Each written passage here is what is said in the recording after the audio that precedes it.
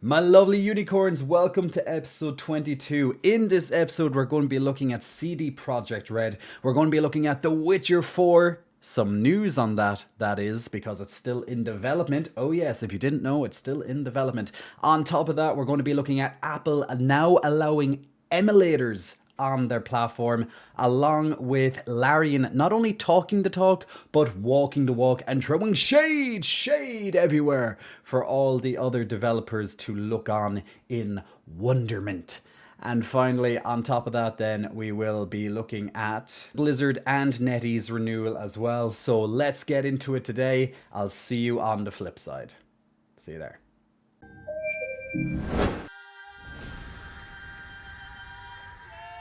Here we are with The Witcher 4 and what we know so far. So CD Projekt Red, which are the developers of this game and the previous games before it, such as Witcher 1 through 3, that trilogy that we know and love so much, has confirmed that the pre-production for Witcher 4 is still underway and is set to go into full production later this year. Recently, they have about 400 employees now moved over to this, so that means it's going to be well underway. And that also means we're going to be looking at about a 4-year turnaround, if it's anything to judge by games that come out under this AAA title. Or maybe, as you'll see after this news story, quintuple game title.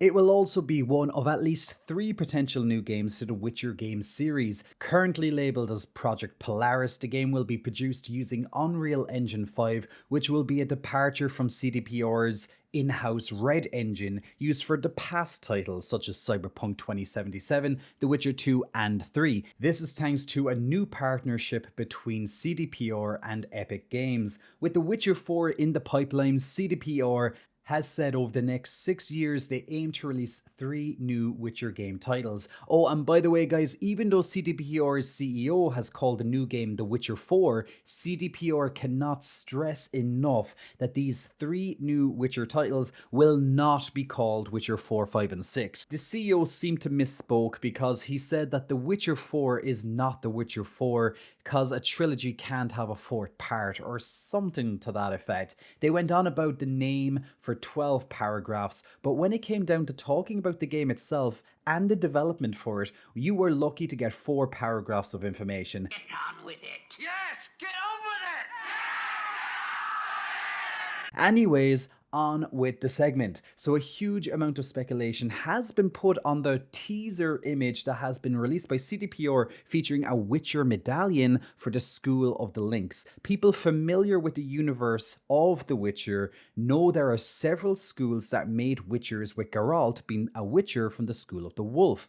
People also familiar with the Witcher universe know there is no School of the Lynx except in a very specific fanfic concept that featured the School of the Lynx. This fanfic revolved around Witcher Lambert and sorceress Kira Metz starting a school that followed the tenets of the School of the Cat, which Ciri is typically affiliated within the books. However, both Lambert and Kira had optional death arcs in The Witcher 3, which I didn't know since I never had either one of them die in the game. So how much, if any, of this fanfic will be borrowed from is up to debate at the moment. When devs have been asked for more specific details on the new title, of course they did not want to reveal much as they are still in pre-production. However, something they alluded to was that they would like to see a return to the Northern Kingdoms and a return to Viziem and Temeria in the new games, but followed this statement by plugging an upcoming remake of the original Witcher game. Yay!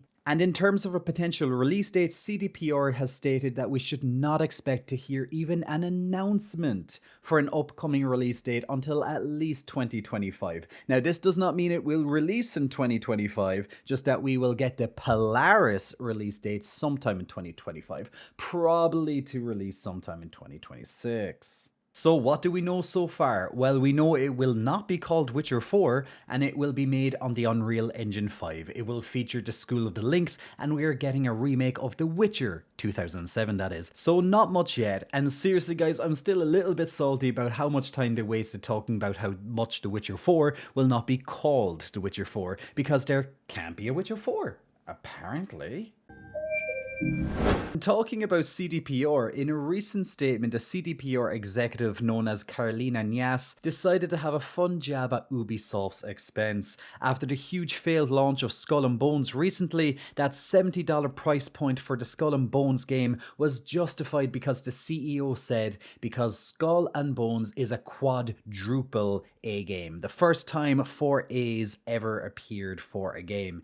And then the CDPR executive was heard saying that the upcoming CDPR titles will now be a quintuplet A ranking games. That's 5 A's for those in the know. And then tossed down the gauntlet to all the other studios and asked who will be the first to release a sextillion A title. That's 6 A's for those not in the know. Guys, if I can ask for a favour, most of you who watch my YouTube channel are not yet subscribed or press the like button. Trust me, it will help me out more than you know, and I aim to earn it. So please hit the like button to help the YouTube algorithm to promote my videos into the future and to see more gaming content and yours truly. Thank you for your time and your support. Now, on with the episode. Netease has announced a renewed partnership with Blizzard Entertainment to bring World of Warcraft and other Blizzard games back to China. This comes after a breakdown in the partnership occurred and announced in November 2022, with Blizzard China officially shut down in January 2023, only 2 months later. It was suggested by the Netease president of Global Investments and Partnerships, Simon Zhu, that the failure came down to a single jerk, many which suspect it would have been the former head of Activision Blizzard at the time, Bobby Kotick. Kotick was rumoured to be the catalyst for the breakdown in the long-standing partnership as he played hardball to the point negotiations soured, whether truly the fault of one man or not. Through Microsoft's acquisition of Activision Blizzard back in October 2024, they have paved the way for a renewal of their relationship. Ah, bliss. This will be of great benefit to an entire region of players, many of whom felt they had to migrate to Taiwanese servers to continue playing. This happened before the 10.1 patch of the new expansion Dragonflight at the time, and with re-rolling accounts meant re-leveling, re-gearing and re-earning any collections they may have held from WoW's long existence. Although there was an offline account preservation feature whereby players had their old accounts frozen in time effectively, if they got access to them again, they would lose progress on their new accounts in a different region. Certainly a dilemma for all those affected. My thoughts go out to them. In a statement issued by Blizzard and Netease, the renewed publishing agreement will encompass games Chinese players had access to under the previous agreement, World of Warcraft, Hearthstone, and other titles in the Warcraft, Overwatch, Diablo, and StarCraft universes.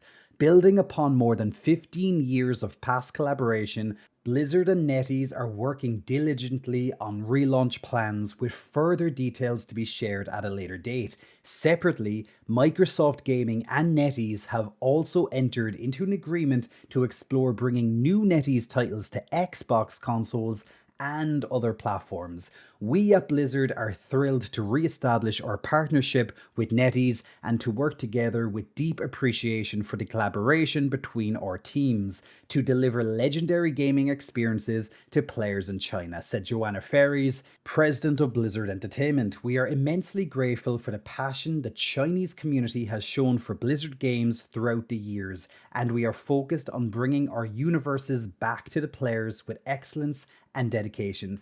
Blizzard Netease went on to mention they will bring back their first game this summer, and both them and Blizzard are committed to reduce the wait time for all this as much as possible. Godspeed, lads, Godspeed. Oh, and on a side note, they tore down the infamous Gorehowl statue outside their offices when the deal collapsed, but they have committed to reforging the statue anew. Godspeed, lads. Godspeed. Apple, who I think we all know who Apple is, you know, that little indie company, you know, they do something in technology, I believe, had an update to their App Store's app submission review process Apple has changed its long-standing ban against apps that run code from an external source. What does this mean for iPhone and Apple users, you may ask? Well, let me explain to you, my learned listener. Emulators for retro-style gaming are now approved by Apple to be listed on the Apple Store. And to quote Apple's update, apps may offer certain software that is not embedded in the binary, specifically HTML5 mini apps and mini games, streaming games, chatbots, and plugins. Additionally, retro game console emulator apps can offer to download games. But before you get too excited about this, we have to remind you, while emulators are totally legal, the ROM and the other game files you need to run through those emulators usually are not.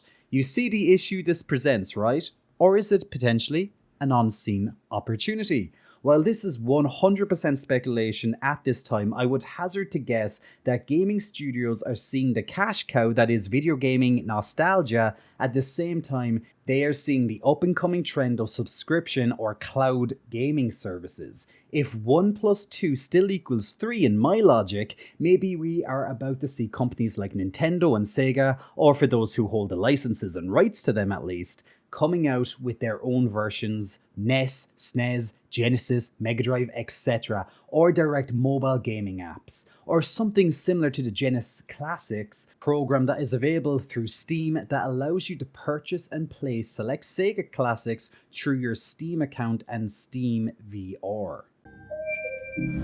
So we have become more and more familiar with key members of the Larian studio team speaking out and telling the world why Larian is thriving whilst most other studios are suffering currently. But just recently we heard this echoed as far up the chain at Larian as the publishing director. In a recent interview with GameFile, Michael Dowse called the mass layoff affecting the gaming industry over the last 2 years avoidable F ups, and suggesting being nimble is the key and big companies aren't nimble. He likened the industry to drilling for oil. It requires a lot of prospecting and coordinating to tap an oil deposit. If this process falls through at any stage, if a single department takes too much of the budget and resources, or if sections are rushed, you lose your claim to someone else that didn't mess up this process. Dowse also explained that he feels a lot of this is a sort of pseudo-domino effect to allow executives to reduce the cost of labor, something they're always looking to do just to up their take-home pay, by the way. I think we've noticed that by now. To quote Dowse directly, that's why you see one after the other, because companies are going, well, finally, now we can too. We've wanted to do it for ages. Everyone else is, so why don't we? That's really kind of sick. We quite agree, Michael, it is sick, though oddly normalised as I noticed my unofficial channel catchphrase, because of course it is. About money, that is. Because of course it is.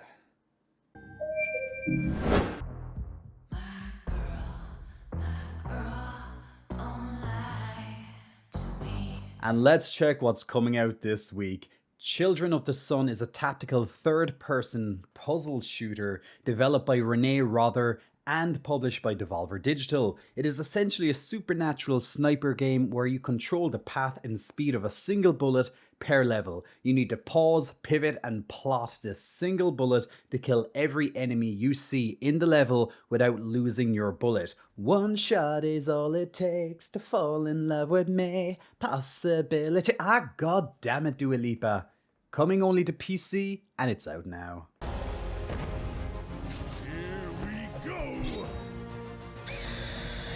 Gigantic Rampage Edition is a premium and definitive release of the original 5v5 MOBA team-based hero shooter developed by Abstraction Games and published by Gearbox. Players will be able to access brand new content in the game, like a new game mode, maps, heroes, crossplay support, and gameplay improvements, all without the extra costs and microtransactions. If you were a fan of the original before it went offline, you will undoubtedly want to check this edition out. To quote the movie of a similar name, even a-holes deserve a second chance, and of course the wolf flies. Out now on PC and all consoles, bar the Switch.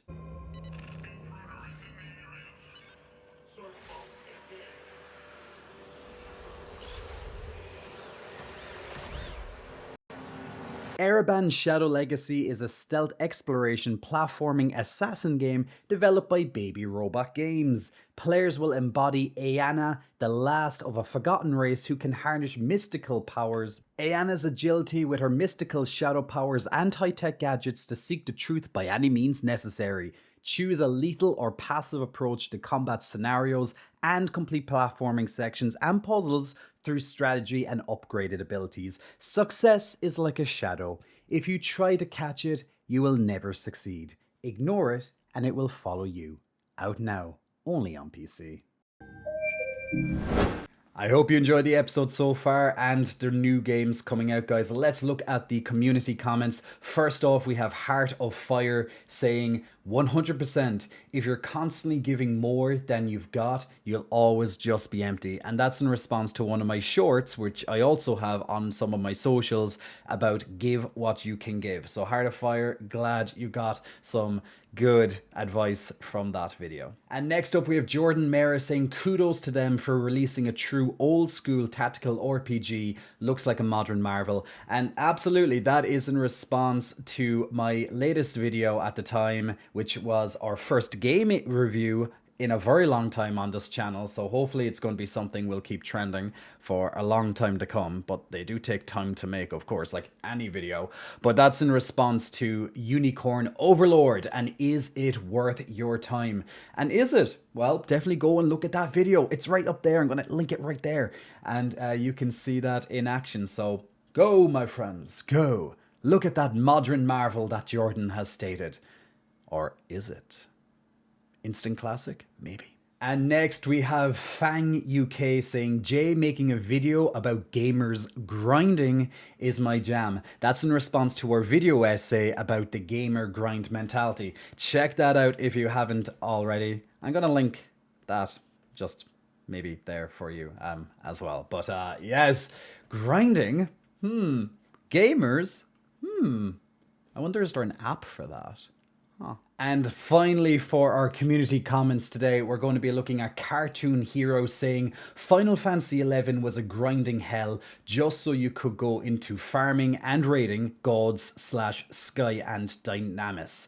Now, I've only played a little bit of Final Fantasy XI, but if it's like any other MMO, which absolutely it is in terms of the grind involved, there's going to be grinding at the end game in particular when it comes to gearing up your characters for loot. I have no doubt that when it comes to Final Fantasy XI, Final Fantasy XIV, and any other MMO out there, yeah, I done enough of that in my years of playing World of Warcraft. So yeah, guys, grinding. It can be good, it can be bad, it can be insufferable, or it can be just about tolerable. But there we go. And guys, thank you so much for looking at this episode today. Thank you so much for your time and hanging out with me, your friend Jay. And until next time, I hope to see you soon. Sláinte.